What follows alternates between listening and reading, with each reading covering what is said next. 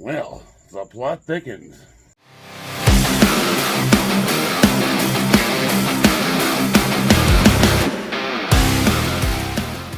So, I made a video about Imane Khelif, the Algerian boxer who trans or biological male, beating up that girl at the Olympics, and then she quit. And I stand by everything I said in that video. Now, I posted links in the description of all the articles I read, and I read about 10 of them, and I watched the fight, and I watched a bunch of YouTube videos, so it's not like I just posted information without knowing anything about it, so I stand by what I said in the video. But after reading a bunch of the comments that were left, it kind of left me questioning, do I know everything? What am I missing here? And after doing some digging, as it turns out, our boxer, Imane Khelif, is actually an intersex boxer. So, she, born a female, lived as a female, has characteristics of a man. I guess it's not entirely her fault. And I kind of feel bad for the amount of crap that she's getting. And to think that I might have contributed to that, I feel that I absolutely want to post a detraction on that. But it just kind of leads to more questions. So, you know, like she was disqualified from competition previously because it was determined that she had an unfair advantage over the women. And of course, she wins gold. There's a shock. Oh, really? But then it leads to the question, if she was born that way, what was the name of that runner that was dominating and also had the same condition, and she was just kicking all the other women's butts, and the Olympics or whatever, God, I have to look that up, because it was determined that she had too high a testosterone to compete.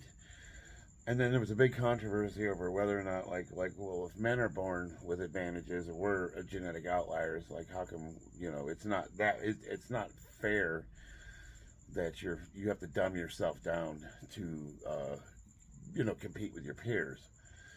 And for most sports, I would say, yeah, absolutely.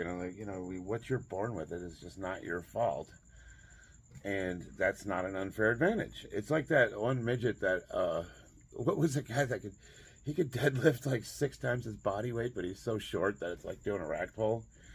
Well, I don't think that's unfair, because that's not his fault he was born that short. He's just working with what God gave you. So to that point, I agree. I agree that it is, if you were born that way and you lived your life as a woman. I think combat sports need to be the exception, though. And the reason why is because you could get killed. You could kill somebody. Like, somebody could get killed. You know, like, I don't know. It's a tricky one. But I always said that if I'm ever wrong about something, or I feel like I might not be 100% right, I will post a detraction. And in this case, that is what I'm doing. So, how do I feel about this? I still feel like she should not be boxing women. I don't know. That's a tricky one. I don't know how I feel. I'll be honest with you. I'm really conflicted about this now. Definitely has an unfair advantage. But, you know, after the more articles I read, and now days after this whole thing came out, more articles are coming out, and I'm finding out that a lot of the boxers knew what they were getting in the ring with. So, I don't know. But one thing I definitely feel 100% about, with no ambiguity, is that the Olympics are corrupt. Man, I'm reading about all this stuff, everything from all this doping crap, going all the way back to when Roy Jones Jr. competed in the Olympics and he was robbed of the gold medal. And I was watching that video. Like, he clearly beat the brakes off this guy, but the Olympics were in Korea. So they robbed him of the gold and they gave it to the guy who he pummeled. He beat the crap out of. Like, there was no argument that he won that. And it's just like, and it goes on and on and on. And Olympic weightlifting, all those countries were doping, and the scandals with the organization. It's just like everything I'm reading is pointing to the Olympics just being a fraud and a sham and a joke, and it's run like a gangster organization, and their whole, like, I just don't believe anything they say. But I think for the purposes of this video, it's to apologize to that to Imane. I don't know if you am I saying her name right? Imane Khelif.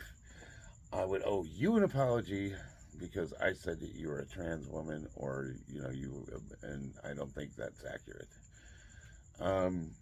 Would I want you fighting my daughter? Well, I guess if my daughter agreed to it and she knew what she was getting into, that's a tricky one. Let me know what you guys think. I don't know. This one, I'm feeling very conflicted about this. But one thing that I'm a little disappointed in is I don't like posting opinions without feeling like I've done my due diligence with research. And I posted links to the description, in the description of all the, like, not all the articles, but a bunch of them that I read, and they were from opposing news outlets. And all of them put the story out, so I don't feel like I was spreading misinformation because I was working with what was available online at the time. But now it's like all this stuff's coming out days later, and it's like, just goes to show you can't even trust the news outlets anymore. You can't, you know what I mean? Like, nobody, you don't know what the truth is, man. I don't know. Clown world. Anyway. Love you guys. See you in the battlefield. Let me know in the description what you think. I want your opinions on this one.